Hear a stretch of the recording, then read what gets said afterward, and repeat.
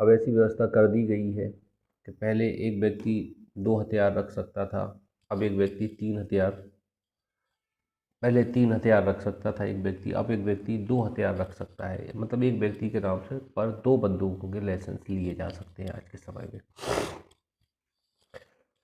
Total 6 section है इसमें, total 6 chapter हैं, 46 सेक्शन है मोटर व्हीकल इसमें, आर्म्स एक्ट में 1959 में 6 चैप्टर हैं, 46 सेक्शन है। थोड़ा ध्यान दीजिएगा, थोड़ा डिस्प्ले हो रही है।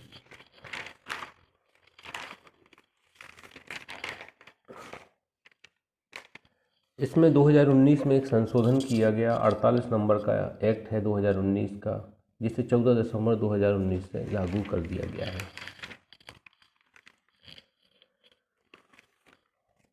इसका एक्ट नंबर 54 है, 1959 है, 1959 का 54वें नंबर का एक्ट नंबर है। आयुधों, गोला बारूद से संबंधित विधि का समेकन और संशोधन करने के लिए अधिनियम है। आयुधों, गोला बारूद से संबंधित विधि का समेकन और संशोधन करने के लिए अधिनियम है। कौन सा? मोटर आयुध अधिनियम 1959। इसका विस्तार संपूर्ण भारत पर है। यह 1 अक्टूबर 1962 से लागू हुआ, मतलब गांधी जयंती के एक दिन पहले लागू हुआ है। ये 1 अक्टूबर 1962 से, 2 अक्टूबर को गांधी जयंती मानी जाती है, तो ये 1 अक्टूबर को लागू हुआ है। इतना ध्यान दीजिएगा, हिंसा पहले आई, फिर बाद में अहिंसा आई। अहिंसा दिवस कब है? 2 अक्टूबर को है। और हिंसा इससे पहले रही होगी, तब अहिंसा अपनाया बापू जी ने। तो ये आप थोड़ा यहाँ पे ऐसा कुछ कोड यहाँ पे अपने दिमाग में बैठा के रखना कि हिंसा तो पहले थी, अहिंसा की, मतलब 1 अक्टूबर को लागू हुआ 1962 को। स्वतंत्र भारत का एक्ट है ये, आपको जैसा कि पता है 1962 का है, 1950 के बाद बना है।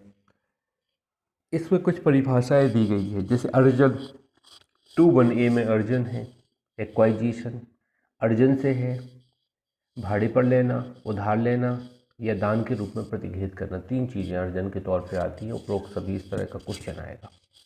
भाड़े पर लेना, उधार लेना या दान के रूप में प्रतिग्रहित करना, 3 चीज़ें यहाँ पे अर्जन के रूप में आती है 21A में। 21B में गोला बारूद है। गोला बारूद से देखिए यहाँ पे ऐसा कोई फायर आर्म्स है जैसे रॉकेट, बम, ग्रेनेड, गोला और अस्त्र हथियार। टारपीडो को काम में लाने, अंतःसुरंगी सुरंगें बिछाने के लिए प्रकल्पित वस्तुएं। विस्फोटक और सृजनकारी विखंडनीय सामग्री या अन्य वस्तुएं। भरण और भरणों के लिए उपसाधन, पलीते और घर्षण नलिकाएं। गोला बारूद के संगठक और सन्निवारण के लिए मशीनरी। गोला बारूद के ऐसे संगठक जिन्हें केंद्र सरकार प्रेरित करे। तो गोला बारूद में आप यहाँ पे ध्यान दीजिएगा, इतनी सारी चीज़ें आती हैं गोला बारूद में, इतनी सारी चीज़ें आती हैं। घर्षण, इसमें घर्षण नलिकाएं, पलीते, इनके उपसाधन वगैरह ये भी आते हैं जो उससे जुड़े हुए रहते हैं, जिनमें हम बारूद भर के विस्फोट करते हैं। वो सारी चीज़ें भी यहाँ पे आते हैं। आयुध से क्या तात्पर्य है? 21C में आयुध है, आयुध से आक्रमण या प्रतिरक्षा के लिए शस्त्रों के रूप में, आक्रमण या प्रतिरक्षा के लिए शस्त्रों के रूप में परिकल्पित या अनुकूलित किसी भी वर्णन की वस्तुएं। आग्नेयायुध, तीक्ष्ण धार वाले और अन्य घातक शस्त्र। आयुधों के भाग, उनके विनिर्माण के लिए मशीनरी इसके अंतर्गत आते हैं, किंतु केवल घरेलू उपयोग के लिए परिकल्पित वस्तुएं जैसे लाठी, मामूली छड़ी, ऐसे शस्त्र जो खिलौने के रूप में उपयोग में लाए जाने के लिए या काम के शस्त्रों में संपादित किए जाने के लिए अनुपयुक्त हो, नहीं आते। मतलब लाठी, मामूली छड़े और खिलौने वगैरह के तौर पे जो हथियार होते हैं वो यहाँ पे आयुध के अंतर्गत नहीं आते, बाकी सभी आयुध के अंतर्गत आए। धारदार हथियार भी आता है, बंदूक भी आती है इसके अंतर्गत, और जितने भी आक्रमण करने के लिए अपन जो भी यूज कर सकते हैं, चाहे वो राइफल हो, चाहे पिस्टल हो, चाहे रिवाल्वर हो, वो सब आयुध ही है, आयुध है। और गोला बारूद, जिसमें बारूद ऑलरेडी इंक्लूड हो, गोला बारूद है। आपके ऐसे हथियार जो है जिसमें बारूद ऑलरेडी इंक्लूड है, जैसे बम है, बम के अंदर बारूद रहता है, तो ऐसे हथियार गोला बारूद कहलाते हैं। और आयुध क्या कहलाते हैं? कि ऐसे हथियारों को काम में लाते हैं या जिनसे इस तरह की व्यवस्था की जाती है। मजिस्ट्रेट, जिला मजिस्ट्रेट का उपयोग किया गया है 2D में, 21D में। पुलिस आयुक्त आता है इसके अंतर्गत, और पुलिस उपायुक्त आता है। 2 लोग आते हैं जिला मजिस्ट्रेट में 21D में, कमिश्नर ऑफ पुलिस और डिप्टी कमिश्नर ऑफ पुलिस, जैसा कि स्टेट गवर्नमेंट निर्दिष्ट करे। आग्नेयुद्धों से क्या तात्पर्य है? फायर आर्म से। देखो, यहाँ पे किसी विस्फोटक या किसी प्रकार की ऊर्जा की क्रिया से किसी भी प्रकार के प्रक्षेप या प्रक्षेपों को चलाने के लिए परिकल्पित अनुकूलित किसी वर्णन के शस्त्र, ये आग्नेयुद्ध है। आग छोड़ने वाले हथियार, जैसे मान लीजिए एक राइफल है, आग्नेयुद्ध बोला जाएगा इसको। कब? जब उसमें हथियार ना हो, मतलब जैसे बारूद नहीं डाला अपन, आग्नेयुद्ध ही बोला जाएगा। जैसे बंदूक में कारतूस डाल के अपन चलाते हैं, तो ये फायर आर्म्स, फायर करते हैं जिससे, वो फायर आर्म्स है। तोपें, हथगोले, राइट पिस्तौल, अपायकर्तव्य गैस, ऐसी चीज़ें जो छोड़ने परिकल्पित अनुकूलित किसी प्रकार के शस्त्र।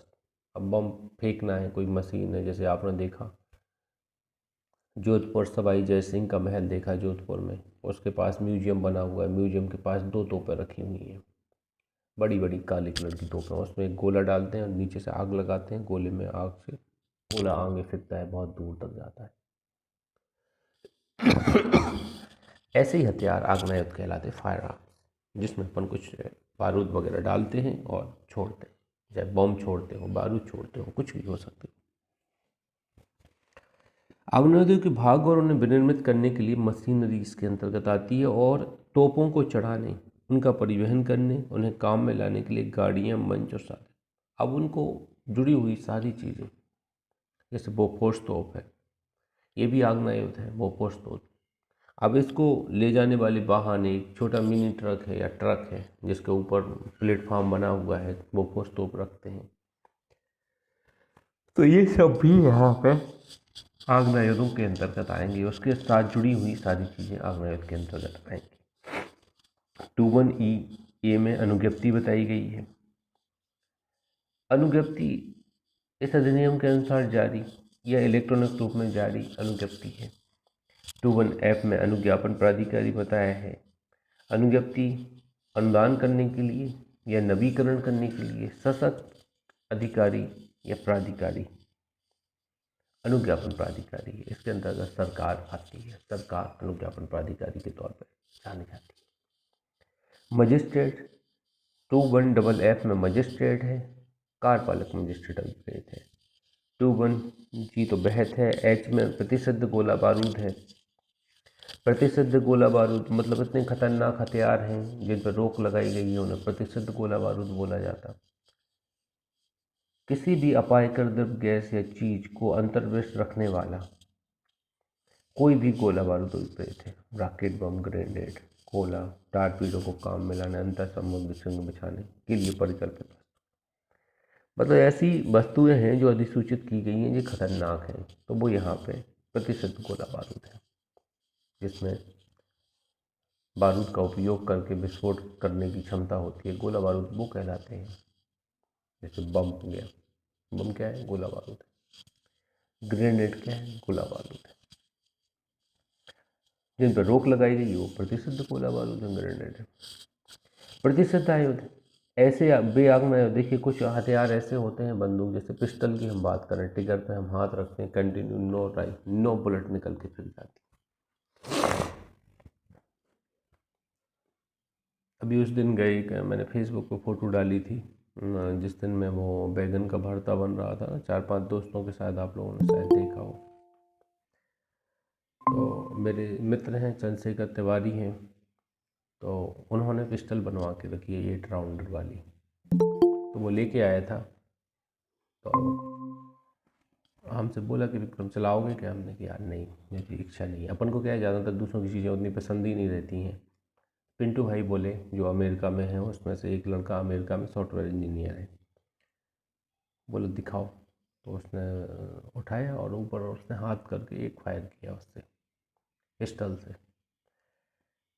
ऐसे हथियार हैं, मतलब काफ़ी वेटेज पिस्टल थी उसकी, कि इतना वेटेज नहीं होना चाहिए, करीब मुझे लगता 1 किलो वजन होगा पिस्टल का, 1 किलो, बहुत वेटेज थी। 8 राउंडर बन जाती है, 1 लाख 2 लाख रुपए में पिस्टल बन जाती है, कोई बड़ी बात नहीं है, अपन लोग भी बनवा लेंगे। खैर हथियार दूर ही रहे तो अच्छा है। अहिंसा अपनाना है तो जीवन सुखी ज़्यादा रहेगा, अहिंसा अपनाएंगे ना तो क्या होगा, हम सारे जीवन में डाउट में ही रहेंगे, कब किससे लड़ाई हो जाए, कब कौन गोली मार दे, यही लगा रहेगा। ना हथियार रखो ना ये सब होगा। तो प्रतिशत आयुध ऐसे आयुध होते हैं, यदि घोड़े को दबाव डाला जाए तो एक साथ कई सारी बुलेट निकल जाती हैं उससे, पूरी मैगजीन खाली हो जाती है। जैसे LMG light motor machine gun होती है, लाइट मशीन गन जो NCC वगैरह आप लोगों में से कोई किए हो तो ये सब चलाने को मिलती है। किसी बर्डन के शस्त्र जो किसी अपायकर द्रव गैस या अन्य चीज को छोड़ने के लिए परिकल्पित या अनुकूलित है, कोई भी प्रकार के हथियार है जो गैस पदार्थ छोड़ने के लिए अनुकूलित है। तोपें, वायुयान भेदी, टैंक भेदी, आग्नेय, देखो ये सब हथियार क्या होते हैं, प्रतिशत आग्नेय के अंतर्गत आते हैं। प्रतिशत आग्नेय, प्रतिशत आयुध, आई में 2, आई में प्रतिशत आयुध, जिन पर रोक लगाई गई है कि भैया आपको तोप नहीं दी जाएगी। आप लाइसेंस बनवाना चाहते कि बोफोर्स तोप का लाइसेंस बनवाना है तो मिल जाएगा, आपको नहीं मिलेगा। प्रतिशत आयुध है, ये सरकार के कुछ डिफेंस के पास ही रहना चाहिए। लोक सेवक, धारा 21 के अधीन लोक सेवक समझाएगा जो भी लोग हैं इसमें। अंतरण, 21K में अंतरण है, यहाँ पे 21L में लोक सेवक था। अंतरण कहता है 3 चीज़ें बताता है, 4 चीज़ें, भाड़े पर देना, उधार देना, कब्जा देना, कब्जा विलक करना। भाड़े पर देना, उधार देना, कब्जा देना, कब्जा विलक करना, 4 चीज़ें यहाँ पे आती हैं काय में, इसके अंतर्गत आती हैं, अंतरण के अंतर्गत। अब आगे इसको अपन सेक्शन 3 पे आ जाते हैं, चैप्टर 2 में आ जाते हैं। आयुधों, गोला बारूद का अर्जन, कब्जा, विनिर्माण, विक्रय, आयात और निर्यात, परिवहन। एक कॉम्प्लेक्स टाइप का चैप्टर है ये। इन सब के बारे में यहाँ पर ये बताया गया है कि आप हथियारों के संबंध में कोई भी काम करना चाहते हैं, एक जगह से दूसरी जगह ले जाना चाहते हैं, उपयोग करना चाहते हैं, तो आपको क्या करना पड़ेगा, लाइसेंस लेना पड़ेगा। उसकी बाध्यता को ये सुनिश्चित करता है ये चैप्टर, चैप्टर 2। सेक्शन 3 कहती है आग्नेयायुधों और गोला बारूद के अर्जन और कब्जे के लिए अनुज्ञप्ति। आग्नेयायुधों, गोला बारूद के अर्जन और कब्जे के लिए अनुज्ञप्ति।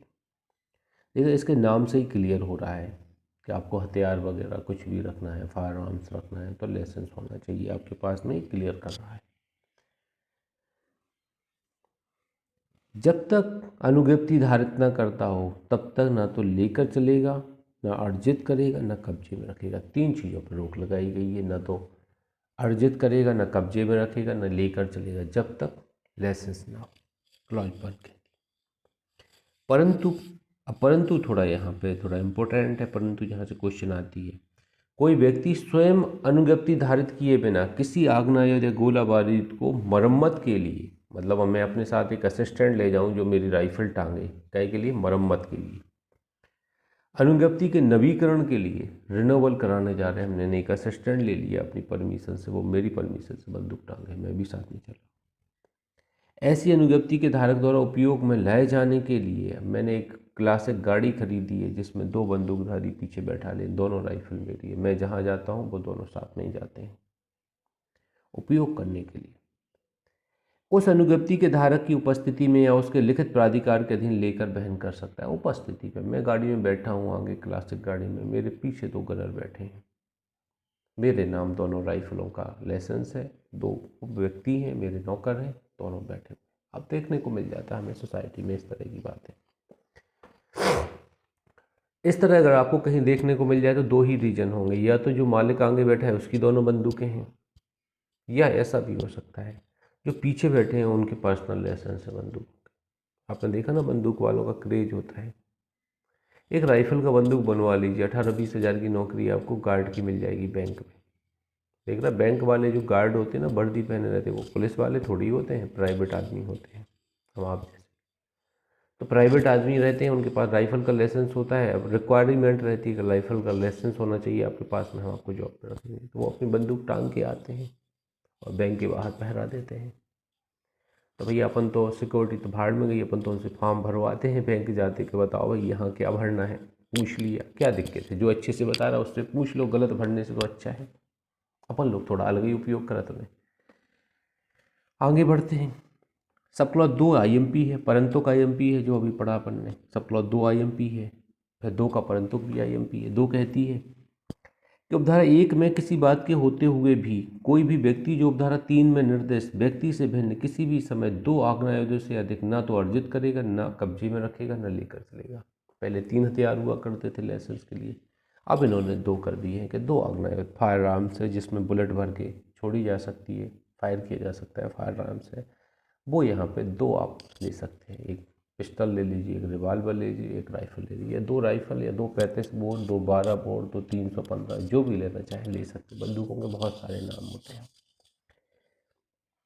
परंतु कोई व्यक्ति अपने कब्जे में आयुध दो, अब जी कह रहे पहले से अगर 3 बंदूकें हैं तो आपको 1 साल तक का टाइम दिया जाता है, आपको क्या करना है, सरेंडर करना है। ऐसे यहाँ पर कुछ लिखा है तो आप इसको पढ़ सकते हैं।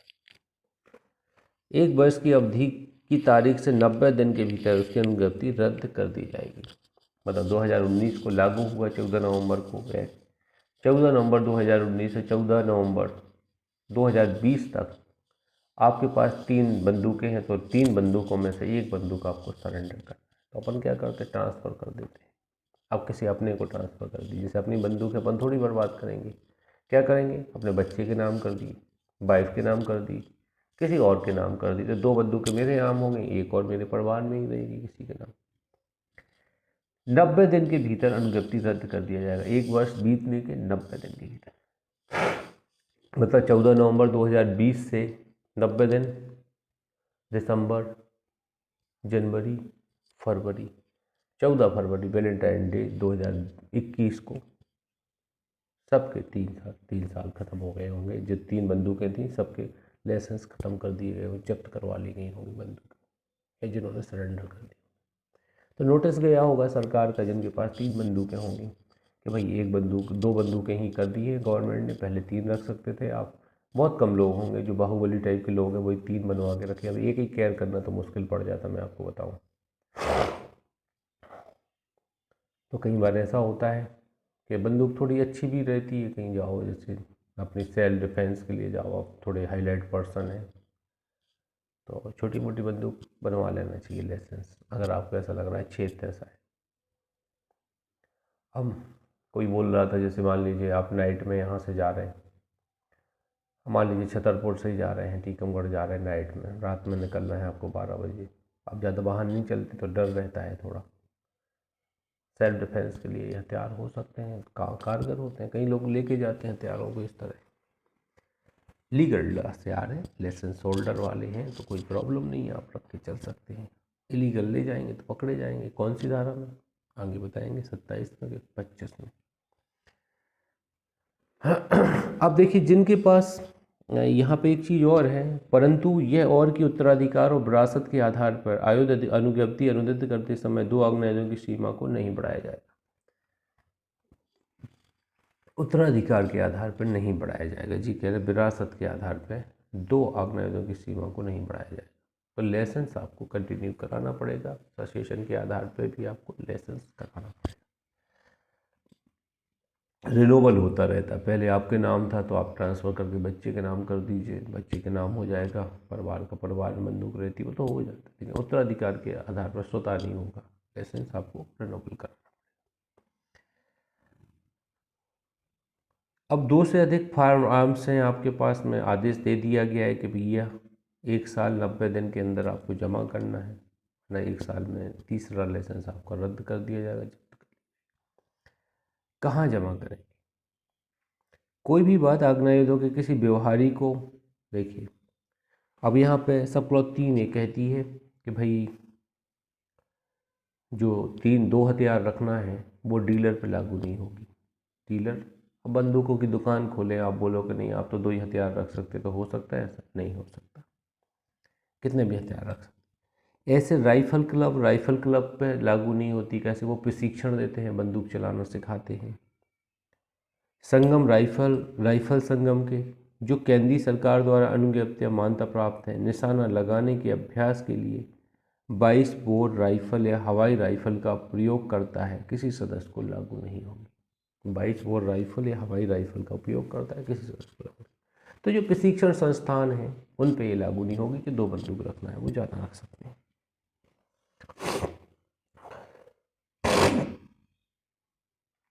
आगे बढ़ते हैं, सेक्शन 4 में आ जाते हैं। कतिपय दशाओं में विनिर्दिष्ट वर्णन के आयुधों या का अर्जन और कब्जे के लिए अनुज्ञप्ति। अब 3 चीज़ के लिए यहाँ पे है। देखिए सेक्शन 4 में फायर आर्म्स आते हैं, मतलब आग्नेयास्त्र। लोकहित में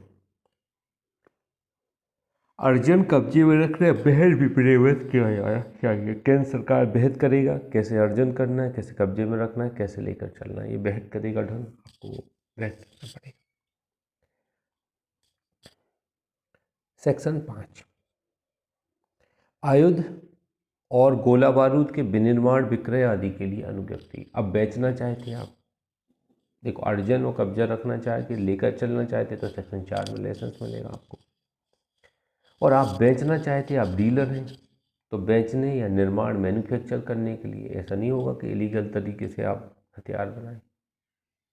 देखिए कई वाहनों की चोरी होती है, कई वाहनों के पार्ट्स की चोरी होती है, जैसे स्टेयरिंग चोरी करते हैं। स्टेयरिंग का जो पाइप होता है उससे बंदूक बनाई जाती है, तो कारों की स्टेयरिंग के पाइप से।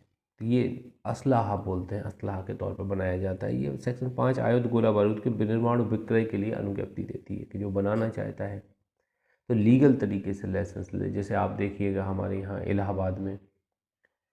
इलाहाबाद फोर्ट जो है, जो संगम किनारे है, वहाँ पे डिफेंस की सरकार की तरफ से हथियार बनते हैं, डिफेंस के हथियार बनते हैं और फैक्ट्री लगी हुई है, आर्मरी फैक्ट्री लगी हुई है। आप लोग कभी जाएं तो पूरी सेना लगी रहती है, ऊपर पट्टियों पे खड़ी रहती है। जैसे राजा महाराजाओं के यहाँ सेना नहीं लगती थी, वैसी बंदूकधारी लगे रहते हैं, कैमरे लगे रहते हैं चारों तरफ से कि कोई आक्रमण ना कर दे, किसी तरह का हमला ना हो जाए, कोई ब्लास्ट ना कर दे, बहुत सिक्योरिटी रहती है। तो यहाँ पे थोड़ा ध्यान दीजिएगा कि कोई भी व्यक्ति किसी भी आग्नेयास्त्र या ऐसे वर्ग के वर्णन के आयुधों का जैसा वहन किया जाए गोला बारूद का, तब तक ना तो विनिर्माण करेगा, ना अभिप्राप्त करेगा, ना उपयोग करेगा, विक्रय करेगा या अभिदर्शन या प्रस्तावना करेगा या कब्जे में रखेगा, ना विक्रय या अंतरण करेगा, जब तक कि वह इस अधिनियम और तदधीन बनाए गए नियमों के उपबंधों के अनुसार दी गई अनुज्ञप्ति इसमें निर्धारित न करता हो, जब तक उसके पास लाइसेंस ना हो। सब 2 डीलर को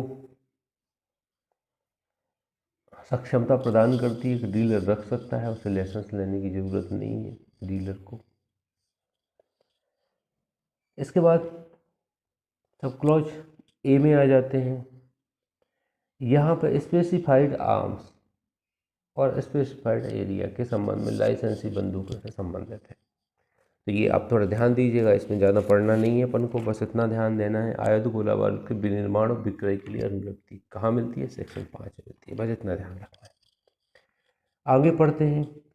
6 गनों की नाल के छोटा किए जाने या नकली आग्नेयास्त्रों को आग्नेयास्त्रों में संपरिवर्तित करने के लिए अनुज्ञप्ति। अब देखिए ये भी आपको पावर दिया गया है।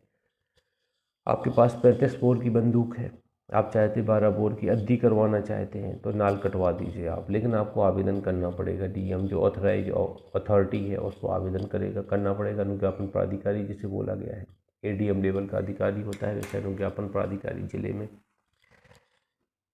आवेदन करना पड़ेगा। आपके पास एक हथियार है जिसके वास्तव में अब कारतूस नहीं मिलते हैं, नकली टाइप का हथियार है, अच्छा हथियार है, बिल्कुल सेम टू सेम बना हुआ, हूबहू हथियार मिलते हैं नकली भी, जो पिक्चरों में यूज करते हैं ना, हूबहू नकली हथियार होते हैं।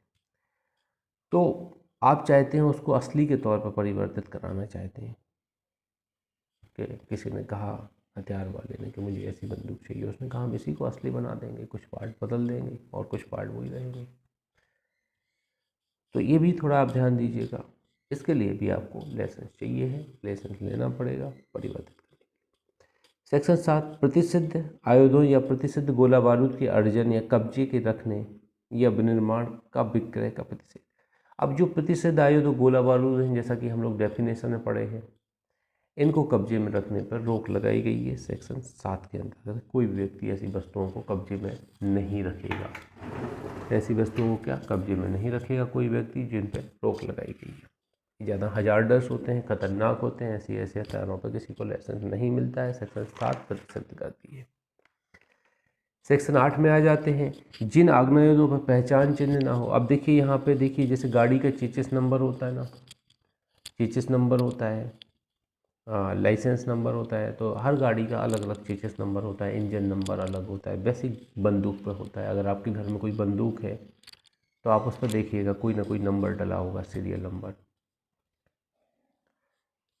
तो बिना पहचान चिन्ह के बंदूकों को विक्रय करने का प्रतिषेध किया गया। आइडेंटिफाई कैसे करेंगे अपन के कौन से नंबर की बंदूक आपके पास है, कब मैचेगी? तो ये प्रतिषेध करती कौन? सेक्शन 8। बस इतना ही ध्यान रखना है इसमें। सेक्शन 9 तरुण व्यक्तियों कुछ अन्य व्यक्तियों द्वारा आग्नेयों आदि के अर्जन या कब्जे का या उनके विक्रय अंतरण का प्रतिषेध। अब देखिए, बिलो 21 ईयर है, किसी इम्प्रिजमेंट के अंतर्गत है, लगभग 5 साल के कारावास से दंडित है, नैतिक अधमता या किसी अपराध के लिए, किसी बंद पद के अधीन है, परिशांति सदाचार के लिए चैप्टर 8 के बंद पद भरवाए गए किसी व्यक्ति से, तो ऐसे समय कोई व्यक्ति हथियार अर्जित नहीं करेगा, कब्जे में नहीं रखेगा, ना बहन करेगा। तो ये आपको ध्यान देना है। तो अपन को अगर बंदूक टांगना है तो 21 साल की आयु पूरी करनी पड़ेगी। किसी दंडादेश के दिया गया है, किसी दंडादेश दिया गया है, तो उसके अगले 5 वर्ष तक आप बंदूक लेकर नहीं चलेंगे, ना बहन करेंगे। बॉन्ड भरवाया गया परिसंधि सदाचार के लिए चैप्टर 8 के, तो उस बंद पद की अवधि के दौरान इन 3 कंडीशन में आप कोई हथियार लेकर नहीं चलेंगे, कब्जे में नहीं रखेंगे, बहन नहीं करेंगे।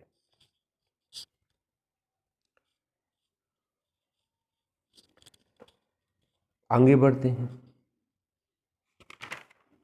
सेक्शन 10 में आ जाते हैं, आयुधों आदि के आयात और निर्यात के लिए अनुज्ञप्ति। अब एक्सपोर्ट इंपोर्ट करना चाहते आप, आपने देखा ना हथियारों का अवैध आयात निर्यात हो रहा है पिक्चरों में, डॉन पिक्चर में, कौन सी पिक्चर है। लाइसेंस चाहिए होता भैया, आपके पास लाइसेंस होना चाहिए, तो बढ़िया लाइए ताबूत ताबूत में हथियार पैक करवा के। लाइसेंस बताइए, हथियार है, वजनदारी से आइए ना, आप आए हैं तो वजनदारी से आइए। लाइसेंस है तो आएंगे वजनदारी से। आपके पास ड्राइविंग लाइसेंस है तो अच्छे से गाड़ी चला सकते हैं, पुलिस वाले बैठे हैं तो डर नहीं लगेगा। नहीं है ड्राइविंग लाइसेंस तो आप सोचेंगे ऐसा नहीं पुलिस वाले पकड़ ले, चालान हो जाए, जेल में बंद कर दें, कुछ भी सोच सकते हैं आप। तो आयुधों के आयात और निर्यात के लिए अनुज्ञप्ति यहाँ पे आवश्यक है। डीलर या प्राधिकारी या विदेशी शासक, जैसी भी स्थिति हो, पर्यटक है, वास्तविक पर्यटक है, पर्यटक इंडिया में आता है, तो उसको भी यहाँ पे अनुज्ञप्ति के बिना कितने समय तक वो उपयोग कर सकता है? 6 माह तक अगर इंडिया में रहने वाला है तो परमिशन से उपयोग कर सकता है। अगर डाउट होता है किसी व्यक्ति के पास कोई हथियार है, आयात किया जा रहा है, निर्यात किया जा रहा है या उपयोग किया जा रहा है, तो डाउट के आधार पर ऐसे व्यक्ति को डिटेन किया जा सकता है। ये सब क्लॉज 2 बताती है। वास्तविक पर्यटक को बताया गया है कहाँ पे? सब क्लॉज बी में बताया गया है। और स्पष्टीकरण, पर्यटक शब्द को डिफाइन करता है बी का स्पष्टीकरण सेक्शन 10 में। सेक्शन 11 में आते हैं, आयुधों आदि का आयात या निर्यात करने प्रतिषिद्ध करने की शक्ति। कौन रोक लगाएगा कि भैया आयात निर्यात नहीं करना हथियारों का? कौन लगाएगा? केंद्रीय सरकार का एक्ट है, केंद्रीय सरकार लगाएगी। सेक्शन 12 आयुधों का परिवहन, निर्बंधन और प्रतिषिद्ध करने की शक्ति। परिवहन, निर्बंधित या प्रतिषिद्ध करने की केंद्र सरकार प्रतिषिद्ध करेगी आने जाने ले जाने को आयुधों के। चैप्टर 3 में आ जाते हैं अनुज्ञप्तियों के बारे में। उपबंध 13 से लेकर 18 तक दी। अनुज्ञप्तियों का अनुदान। अब ग्रांट कौन करेगा अनुज्ञप्ति? तो आपको निश्चित प्रारूप में आवेदन करना पड़ेगा अनुज्ञापन प्राधिकारी को। अनुज्ञापन प्राधिकारी आपको ग्रांट करेगा। जैसे ही आप आवेदन करेंगे तो अनुज्ञापन प्राधिकारी क्या करेगा, जो आपका थाना लगता है उस थाने में क्या करेगा, एक रिपोर्ट मंगाएगा कि भैया इस नाम का व्यक्ति लाइसेंस मांग रहा है, इसके पश्चात पूर्ववर्ती आचरण को बताइए कैसा व्यक्ति है। अनुज्ञापन प्राधिकारी ऐसी रिपोर्ट पर जांच करेगा और अनुज्ञप्ति अनुदत्त करेगा लिखित आदेश द्वारा, या रिपोर्ट गलत आती है तो अनुज्ञप्ति देने से मना कर देगा, अपराधी प्रवृत्ति के आप हैं। परंतु जहां अनुज्ञापन प्राधिकारी विविध समय के पश्चात रिपोर्ट की प्रतीक्षा किए बिना ऐसा आदेश कर सकता है। मान लीजिए पुलिस वालों ने कोई रिपोर्ट नहीं भेजी, भूल गए वो, या किसी कारण लेट हो गए, तो बिना रिपोर्ट के भी अनुज्ञापन प्राधिकारी लाइसेंस दे सकता है। सब क्लॉज 3 का क्लॉज ए का 1 रोमन भी अपन को पढ़ना है, जो ये बताता है कि बंदूक कौन पर्पज से आप ले सकते हैं। यहाँ पे पर्पज बताया गया है, कौन पर्पज से बंदूक ली जा सकती है। संरक्षा आखेट में उपयोग लाए जाने के लिए 20 इंच से अन्य लंबी नाल वाली चिकने बोर की बंदूक के संबंध में आप लोग लें तो ये बंदूक ना लें, अच्छी बंदूक नहीं होती चिकने बोर की बंदूक। क्यों नहीं होती? इससे ज़्यादा दूर तक मार नहीं की जा सकती है, ये थोड़े बहुत फायर कर सकते हैं। जैसे जो भरवा बंदूक होती है ना, बारूद भर के करते हो, चिकने बोर वाली बंदूक अंदर से राउंड सा कटा रहता है, उस बंदूक की मारक क्षमता बहुत ज़्यादा होती है। या फसल संरक्षा के लिए सद्भाविक उपयोग में लाई जाने वाली नाल मुख से भरी जाने वाली बंदूक के संबंध में भारत के नागरिक द्वारा अपेक्षित नाल रूप से भरी जाने वाली। तो 2 तरह की बंदूकें हैं, तो ध्यान दीजिएगा। यहाँ पे मैं थोड़ा उल्टा बता दिया हूँ आपको। तो चिकनी बंदूक है, जैसे नंबर 1 कारतूस लगता है इतना बड़ा, राइफल में 315 जो बंदूकें होती हैं उनमें इतना बड़ा कारतूस लगता है, नंबर 1 पुट्टे का रहता है, अंदर कारतूस रहता है, फिर बाद में निकालना पड़ता है, वो स्मूथ रहती है। और एक नाल मुख से भरी जाने वाली बंदूक होती है, जो सब फसल सुरक्षा के लिए होती है, आवाज़ करने के लिए होती है। बारूद भरो उसमें और उसमें उपले उपले भर देते हैं, पता नहीं क्या भर देते हैं, और दन कर दो तो एक बहुत जोर की आवाज़ करती, धुआं फेंकती रहती बड़ी देर तक, गिरा दो उसको बारूद को। तो इस तरह की बंदूकें आती हैं, तो ये फसल संरक्षा के लिए होती हैं। स्मूथ चिकने बोर वाली बंदूकें होती हैं, वो संरक्षा और आखेट के लिए होती है। जो हथियार वो करना है अपन को, आखेट करना है मतलब हंटिंग करना है और डिफेंस करना है, तो चिकने बोर वाली बंदूक लेंगे। आगे बढ़ते हैं। सेक्शन 14 अनुज्ञप्तियां देने से इनकार करना। अब किन आधार पर अनुज्ञप्तियां देने से इनकार कर सकता है अनुज्ञापन प्राधिकारी? अगर आप प्रतिशत आयोग या गोला बारूद लेना चाहते तो इनकार कर देगा, भैया ये तो मिलते ही नहीं है। दूसरा, अन्य मामले में आयुध या गोला बारूद अर्जित करने कब्जे में रखने के लिए क्या है, विधि द्वारा प्रतिशत है, विधि द्वारा रोक लगाई गई कि ऐसे व्यक्ति को नहीं लेना है। कब प्रतिशत होंगे? 21 वर्ष से कम के हैं, सजा भोग के आए हैं अगले 5 वर्षों तक, या बॉन्ड पत्र बंद पत्र के अधीन है, विकृत हैं, पागल हैं, किसी अन्य कारण से अयोग्य है। तो इस कारण से इनकार किया जा सकता है कि भैया आपको बंदूक का लाइसेंस नहीं दिया है। सबका 2 इम्पोर्टेंट है। अनुज्ञापन प्राधिकारी किसी व्यक्ति को लाइसेंस देने से केवल इस आधार पर मना नहीं कर सकता है कि ऐसे व्यक्ति के स्वामित्व या कब्जे में पर्याप्त संपत्ति नहीं। मतलब एक व्यक्ति के जीवन में मान लीजिए एक चाट का ठेला है, तो वो बंदूक लेना चाहता है, लाइसेंस की बंदूक तो ले सकता है। उसके पास ये नहीं है कि 10 बीघा ज़मीन होना चाहिए तो ही हम दें, 1 बीघा ज़मीन होना चाहिए तो ही हम दें, ऐसा कुछ नहीं है। प्रॉपर्टी की तो चर्चा ही नहीं है यहाँ पे। आप बिल्कुल फक्कड़ हों, बस पैसे हैं बंदूक खरीदने के, खरीदिए बंदूक, मुँह पे ताव दीजिए, घूमिए बढ़िया, कोई मतलब नहीं है। लेकिन आगे बढ़ते हैं। 15 अनुज्ञप्ति की अस्तित्वावधि और नवीनीकरण। अब अनुज्ञप्ति कितने समय के लिए दी जाती है? तो धारा 3 के अधीन अनुज्ञप्ति जो दी जाती है वो 5 वर्ष के लिए दी जाती है, और प्रत्येक 5 वर्ष के पश्चात अनुज्ञापन प्राधिकारी के समक्ष नवीकरण के लिए पेश की जा सकती है, पेश की जा सकेगी। रिन्यूअल कितना होगा? सेम टाइम के लिए रिन्यूअल होगा। सब क्लॉज 3 कहती है हर अनुज्ञप्ति उतनी ही कालावधि के लिए नवीकृत होगी जितने के लिए वो है अनुज्ञप्ति मूलतः अनुरद्ध की गई। सेम टर्म के लिए अगले 5 साल के लिए रिन्यूअल हो जाएगी, फिर अगले 5 साल के लिए रिन्यूअल हो जाएगी। मतलब हर 5 साल में आपको रिन्यूअल कराने जाना पड़ेगा अगर आप लाइसेंस बंदूक का ले लेते हैं। 16 अनुज्ञप्ति के लिए फीस। अब फीस क्या होगी, चाहे अनुदत्त करने के लिए या नवीकृत करने के लिए, ये तो केंद्र सरकार बहत करेगी, ये तो बहत की जाएगी और विभिन्न प्रकार की बंदूकों के लिए विभिन्न प्रकार की फीसें हो सकेंगी। 17 अनुज्ञप्ति में फेरफार और निलंबन और प्रतिशरण। अब अनुज्ञप्ति में कोई फेरफार करना चाहते हैं तो आपको लिखित सूचना देनी पड़ेगी, अपेक्षा कर सकेंगे। अनुज्ञापन प्राधिकारी आवेदन पर, धारक के आवेदन पर अनुज्ञापन प्राधिकारी ऐसा फेरफार कर सकता है अनुज्ञप्ति की शर्तों में।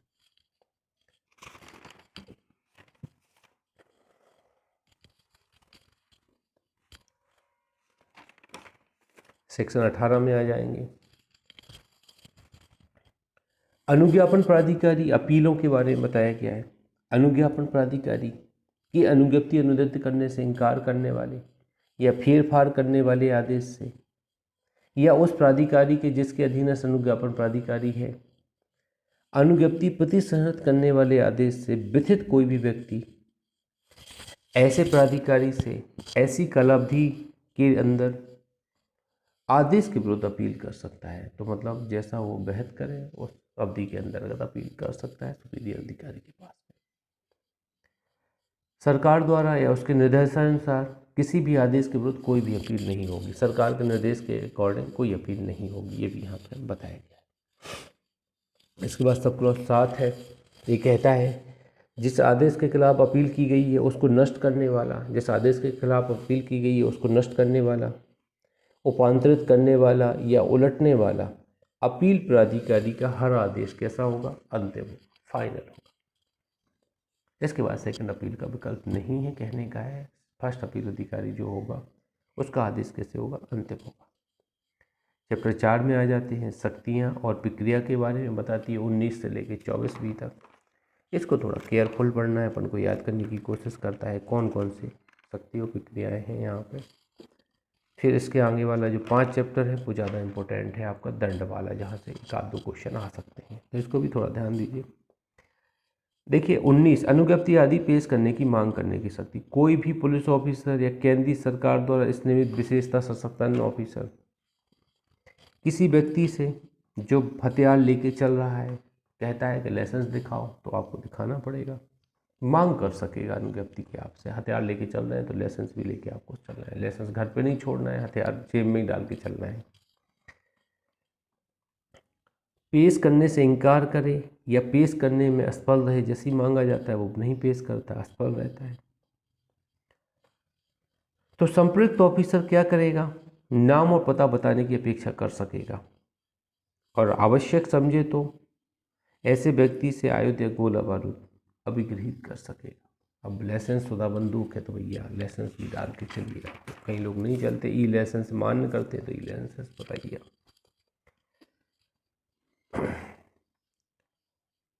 वारंट के बिना गिरफ्तार भी कर सकता है, सब क्लॉज 3 ये बताती है। सेक्शन 20 संदिग्ध परिस्थितियों के अधीन आयुध आदि का प्रवहन करने वाले व्यक्तियों की गिरफ्तारी की जा सकती है। देखिए मार्जिनल नोट से ही लग रहा है कि हमें किसी पर डाउट लग रहा है कि भैया ये व्यक्ति थोड़ा डाउटफुल है, तो हम क्या कर सकते हैं, उसको गिरफ्तार कर सकते हैं। 20 डाउटफुल पर्सन को गिरफ्तार। 20 पुलिस अधिकारी कोई भी अन्य लोक सेवक कर सकता है। 21 कब्जा विधिपूर्ण न रहने पर आयुध आदि का निक्षेप। अब कब्जा विधिपूर्ण नहीं रह गया है, मान लीजिए आपका लाइसेंस की अवधि खत्म हो गई है, तो क्या होगा, निक्षेप करना पड़ेगा आपको बंदूक को। आप रिन्यूअल नहीं करा पा रहे हैं तो आपको निक्षेप करना पड़ेगा। व्यवहारी से बात कर लीजिए कि हमारी बंदूक बिकवा दीजिए, उसको आप दे दीजिए, तो वो निक्षेप कर लेंगे, तो आपको कुछ पैसे मिल जाएंगे उसके वापसी की। ज़्यादातर अपन को खुद ट्रांसफ़र कर देना है किसी को, कभी आप लाइसेंस बनवा लो, मेरी बंदूक है मैं नहीं बनवा पा रहा हूँ, तो दूसरा वाला ट्रांसफ़र कर देंगे बंदूक, तो दूसरा वाला लाइसेंस बनवा लेगा, तो उसके नाम आप बंदूक कर दीजिए। वरना आपको क्या करेंगे, यूनिट शस्त्रागार में निकटतम पुलिस थाने के बाहर साधक अधिकारी के पास या अनुज्ञप्त व्यवहारी डीलर के पास आपको जमा करना पड़ेगा। 3 जगह आपको जमा करना पड़ेगा बंदूक को 21 के अंतर्गत। इसके पास निकटतम पुलिस थाने के पार्षद अधिकारी के पास, अनुज्ञप्त डीलर के पास, या यूनिट शस्त्रागार में, यूनिट अस्त्रागार में, 3 जगह में से कहीं आपको डिपॉजिट करना पड़ेगा। आगे बढ़ते हैं, 22 में आ जाते हैं। मजिस्ट्रेट द्वारा तलाशी व अभिकरण। अब मजिस्ट्रेट क्या कर सकता है? अगर विश्वास करने का कारण है कि किसी स्थानीय सीमाओं के भीतर किसी व्यक्ति के पास आयुध गोला बारूद विधि विरुद्ध प्रयोजन के लिए है, जैसे संजय दत्त साहब के पास था, विधि विरुद्ध प्रयोजन के लिए आयुध गोला बारूद है, तो क्या होगा? इतने सुबह से फेसबुक चलाते लोग, तो क्या होगा? वो ऐसे तलाशी लेवा सकता है और जब्त करवा सकता है, ऐसे आदेश देगा मजिस्ट्रेट, तलाशी ले सकता है ऐसे व्यक्ति के संबंध में और हथियारों को जब्त कराया जा सकता है। सेक्शन 23, आयुध आदि के लिए जलयानों यानों आदि की तलाशी। अब देखिए यहाँ पे तलाशी भी ली जा सकती, जलयान यान वाहन की तलाशी ली जा सकती, जैसे किसी बस में हथियार है, किसी जलयान में हथियार है, तो तलाशी ली जा सकती है। केंद्रीय सरकार के आदेशों के अधीन अभिग्रहण और निरोध 24 बताती है, केंद्रीय सरकार के आदेशों के अधीन अभिग्रहण और निरोध। चुनाव के टाइम पे अपन लोग बंदूक जमा करवाते हैं, वो सेक्शन 24 के अंतर्गत ही होती है, चुनाव के टाइम पे जमा करवाते हैं। केंद्र सरकार आदेश देता है जिन जिनके पास लाइसेंस है, चुनाव के 1 महीने पहले, 15 दिन पहले आपको सारी बंदूकें जमा करना, आचार संहिता लगने के पहले ही अपन लोग बंदूकें जमा करवा देते हैं, जिससे कोई उपद्रव ना हो पाए। 24 है विक्षुब्ध क्षेत्रों में अधिसूचित आयुधों के कब्जे के बारे में प्रतिषेध। अब विक्षुब्ध क्षेत्रों में और डिस्टर्ब एरिया है, तो डिस्टर्ब एरिया कुछ घोषित किए गए जहाँ पे आतंक होने की या दंगे होने की संभावना रहती है, वो डिस्टर्ब एरिया होते हैं, को केंद्र सरकार क्या कर सकती है? कब्जे में रखने का प्रतिषेध कर सकता है अधिसूचित आहार, मतलब कुछ विशेष प्रकार के हथियार हैं जो अधिसूचित किए जाए, उन्हें अपने कब्जे में रखने से रोक लगा सकता है।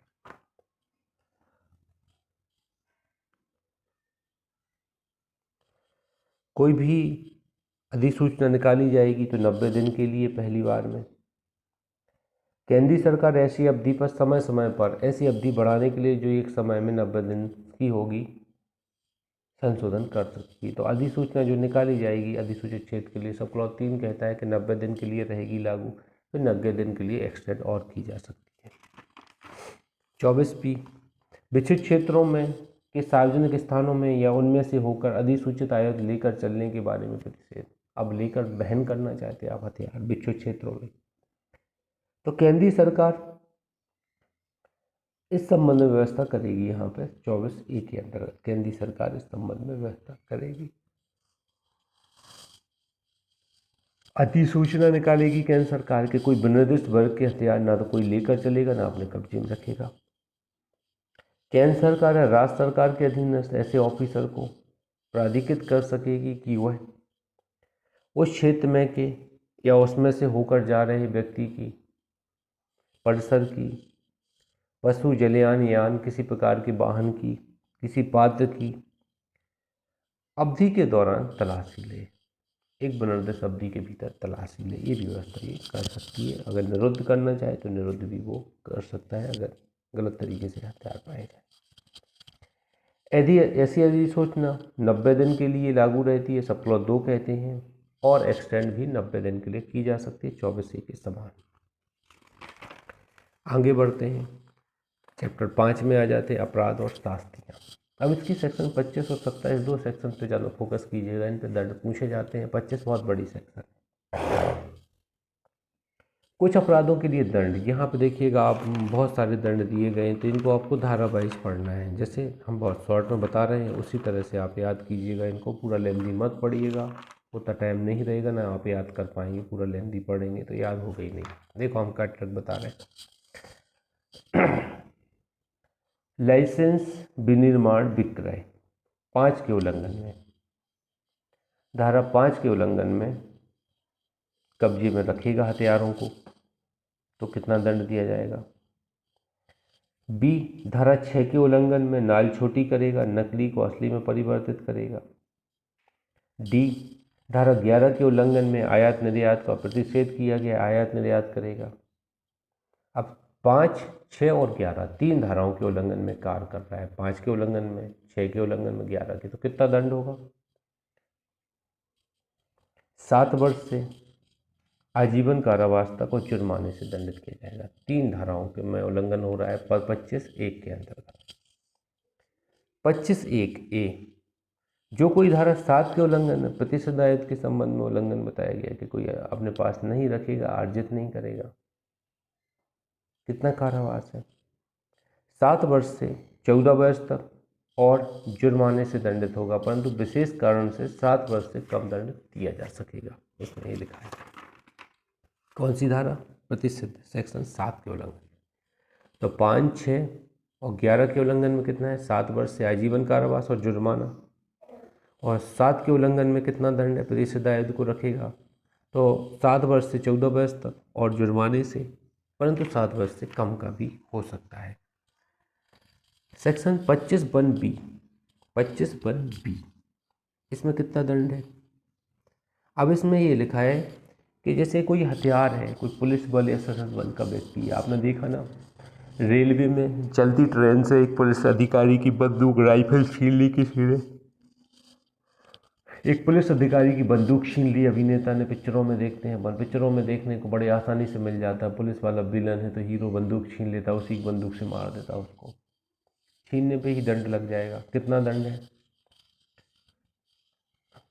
10 वर्ष से आजीवन कारावास तक और जुर्माने से दंडित किया जाएगा। 10 वर्ष से आजीवन कारावास तक और जुर्माने से दंडित किया जाएगा यदि किसी बल का प्रयोग करके पुलिस या सशस्त्र बल से कोई बंदूक छीन लेता है। 10 वर्ष से आजीवन कारावास तक और जुर्माने से दंडित किया जाएगा। 25(1)(a) में बताया गया है, धारा 7 के उल्लंघन में कोई विनियमित करेगा, बेचेगा, अंतरित करेगा, विनियमित करेगा, बेचेगा, अंतरित करेगा हथियारों को, 10 वर्ष से आजीवन कारावास जुर्माने से दंडित होगा। देखो पूर्व दंड की भांति है ये। आगे बढ़ते हैं।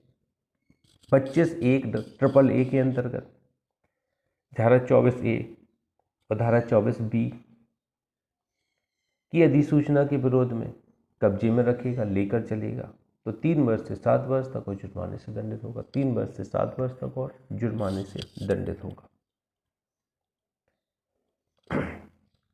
25(1)(b) है यहाँ पे। 25(1)(b) के अंतर्गत बहुत सारे दंड यहाँ पे बताते हैं, अपराध बताए गए हैं जिनके लिए कॉमन दंड बताया गया। देखिए सेक्शन 3 के उल्लंघन में, सेक्शन 3 के उल्लंघन में क्या कर रहा है?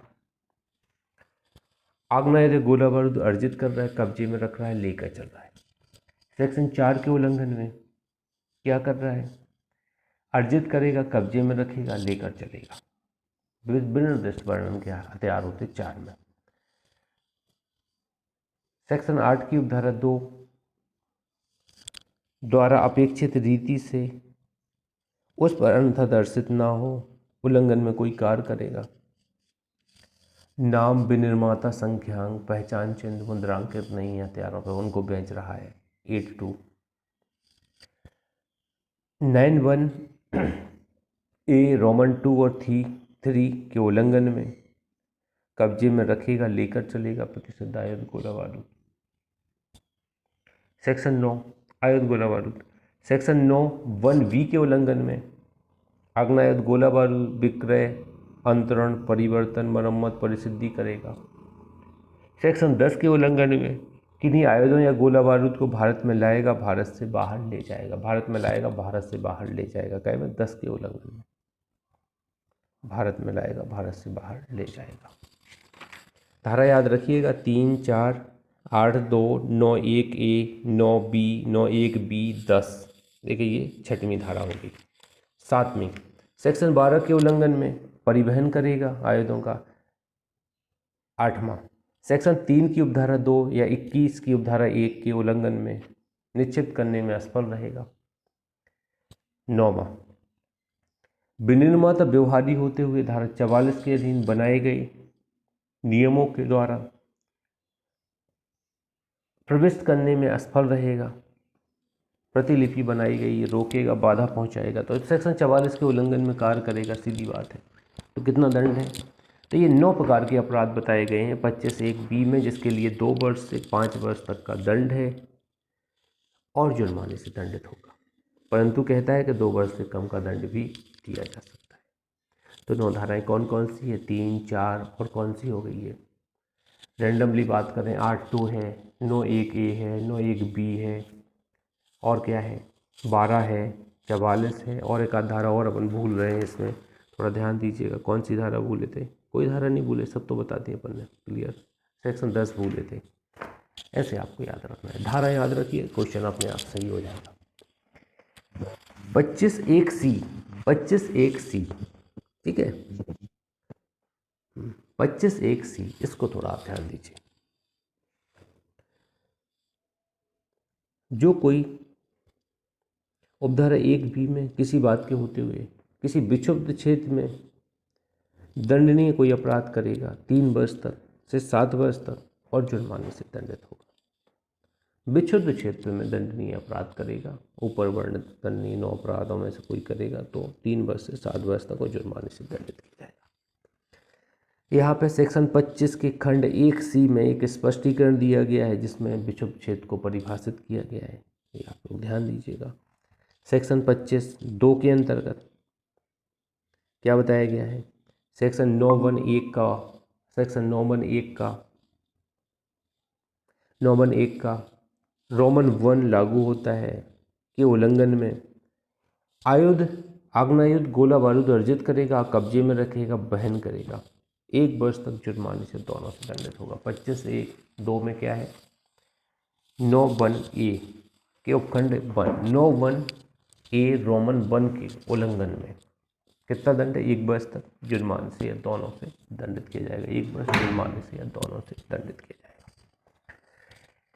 सेक्शन 25(3) कोई आग्नेयुद्ध गोला बारूद अनायुधों का 5(2)(a) या B के उपबंधों के उल्लंघन विक्रय अंतरण करेगा, कितना दंड है? तो यहाँ सबसे लास्ट में देखेंगे 6 माह तक, 500 रुपये तक या दोनों से दंडित किया जाएगा। सेक्शन 25(4) के उल्लंघन में, सेक्शन 25(4) में बताया गया है फेर फार करने के प्रयोजन धारा 17 की उपधारा 1 के अधीन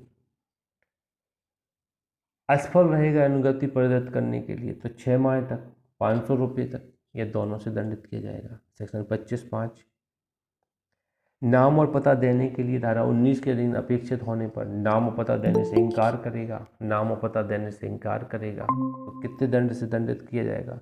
6 माह तक या 200 रुपये तक या दोनों से दंडित किया जाएगा। हम लोग आर्म्स एक्ट पढ़ रहे हैं, सेक्शन 25 पढ़ रहे हैं आर्म्स एक्ट में। 25(6) बोलती है संगठित अपराध, संघ का कोई सदस्य होते हुए अपराध करेगा तो 10 वर्ष से आजीवन कारावास तक जुर्माने से दंडित किया जाएगा। 25(7) बोलती है संगठित अपराध के संघ के सदस्य के द्वारा सेक्शन 5, 6, 11 का उल्लंघन किया जाएगा। 5, 6, 11 देखो 3 क्लॉज है। सेक्शन 5 का उल्लंघन, सेक्शन 6 का उल्लंघन, सेक्शन 11 का उल्लंघन किया जाएगा तो 10 वर्ष से आजीवन कारावास तक और जुर्माने से दंडित किया जाएगा। 6 और 7 में एक जैसा दंड दिया गया है, 10 वर्ष तक और जुर्माने से या जुर्माने से 10 वर्ष तक से जुर्माने तक है, आजीवन कारावास तक और जुर्माने से दंडित किया जाएगा। संगठित अपराध को यहाँ स्पष्टीकरण 6 के स्पष्टीकरण में बताया गया है, 7 के स्पष्टीकरण में संगठित अपराध को डिफाइन किया गया है। संगठित अपराध संघ को 7 के स्पष्टीकरण B में डिफाइन किया गया है। सेक्शन जो कोई उपधारा 3, 5, 6, 7, 11 के उल्लंघन में अग्नायुध गोला बारूद अवैध व्यापार में सम्मिलित होगा, सहायता करेगा तो ये 25 की उपधारा 3 है, 5 है। 10 वर्ष से आजीवन कारावास और जुर्माने से दंडित किया जाएगा। अब देखो 6, 7, 8 तीनों में समान दंड है, ध्यान दीजिएगा। 10 वर्ष से आजीवन कारावास और जुर्माने से। अवैध व्यापार को डिफाइन किया गया है सेक्शन 25(8) के स्पष्टीकरण में। सब क्लॉज 9, 25(9) जो कोई उतावलेपन या अपेक्षा से कोई धार्मिक अनुष्ठान गोलाबारी का उपयोग करेगा, किसी का बर्थडे है, अब बर्थडे में क्या कर रहे हैं? फायरिंग कर रहे हैं। जैसे मैंने बताया ना, कुछ एरिया में क्या होता है, किसी का तिलक होता है, मान लीजिए तिलक शादी के पहले एक रस्म होती है, लड़की वाले आते हैं फल फ्रूट लेके पैसे देते हैं, कुछ अगर लेन देन की बात हो तो तिलक बोला जाता है, वो फोकस वाला काम रहता है। तो वहाँ पे मान लीजिए तिलक, जैसी लड़का तिलक हुआ, पान खिलाने वाले हैं, साला है जो लड़के का, वो माला पहनाएगा, वो तिलक लगाएगा, तो उस समय पे काफ़ी फायरिंग होती है। तो जो टेंट लगा होता है छल्ली छल्ली कर देते हैं लोग। कई लोगों को फैशन रहता है टेंट का पैसा दे देंगे, टेंट पूरा जल जाता है, छेद ही छेद हो जाता है टेंट में। अब ये क्या है, ये बस ये है कि कर्म कांडों के दौरान, अनुष्ठानों के दौरान हथियारों का उपयोग नहीं करना है, गोलाबारी का उपयोग नहीं करना है, उतावलेपन या उपेक्षा से सावधानीपूर्वक चलाना है। लाइसेंस से आप चला सकते, कोई रोक नहीं है, लेकिन सावधानीपूर्वक। अगर सावधानीपूर्वक नहीं चलाते तो क्या होता है, 2 वर्ष तक कारावास से या 1 लाख तक जुर्माने, दोनों से दंडित किया जाएगा। ध्यान दीजिएगा। अनुष्ठानिक गोलाबारी क्या कहलाती है, सेक्शन 9, 25 के स्पष्टीकरण बताया गया। तो इतनी धारा यहाँ पर कोई याद रखना है। सेक्शन 26 कहती है गुप्त उल्लंघन के लिए दंड। धारा 3, 4, 10, 12 के उपबंधों के उपबंध में उल्लंघन से लोक सेवक को या किसी नियोजित व्यक्ति को, जो कहीं रेल विमान में नियोजित है, ज्ञात ना हो तो कारावास से 6 माह से 7 वर्ष तक जुर्माने से दंडित किया जाएगा। इनके संबंध में ये है, कोई कार्य किया जा रहा है ऐसी रीति में जो इनके संबंध में किया जा रहा है, तो 6 माह से 7 वर्ष तक कारावास से जुर्माने से दंडित होगा। जो कोई धारा 5, 6, 7 और 11 के उपबंधों के उल्लंघन में ऐसी रीति में किसी लोक सेवक का, किसी रेल विमान जलयान पर नियोजित व्यक्ति का, किसी ज्ञात जो को ज्ञात ना हो,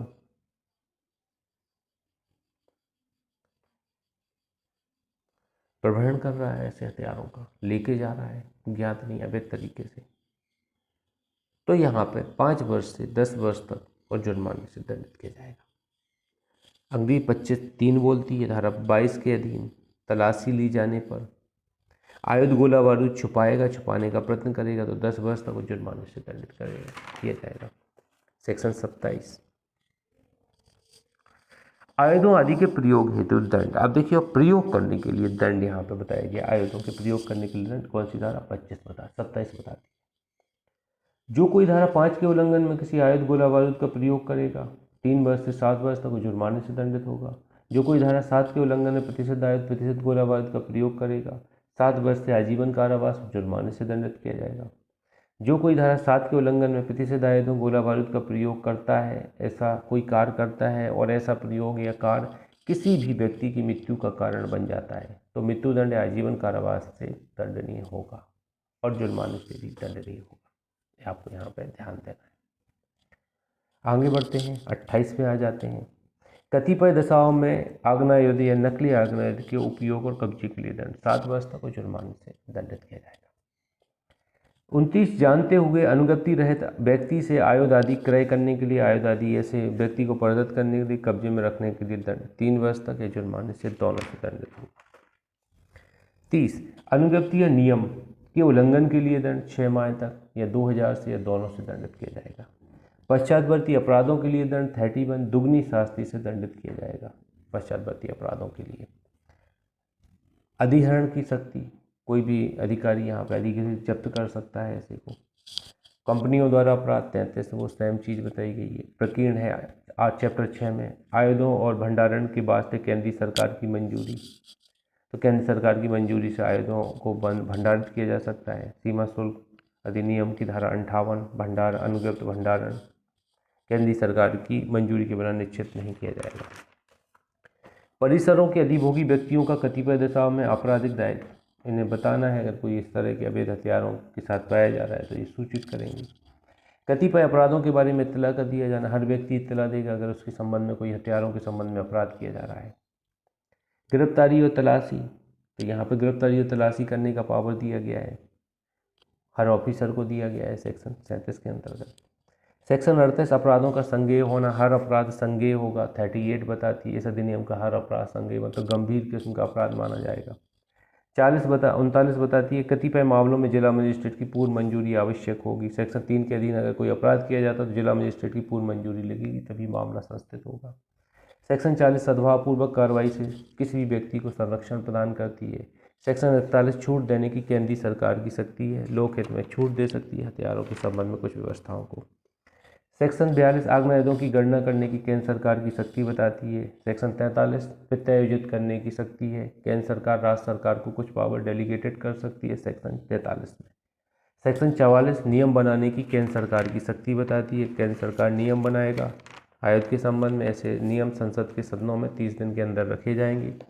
सेक्शन 45 अधिनियम का कतिपय दशाओं में लागू होना। और सेक्शन 46 इंडियन आर्म्स एक्ट 1878 को निश्चित करती है। इंडियन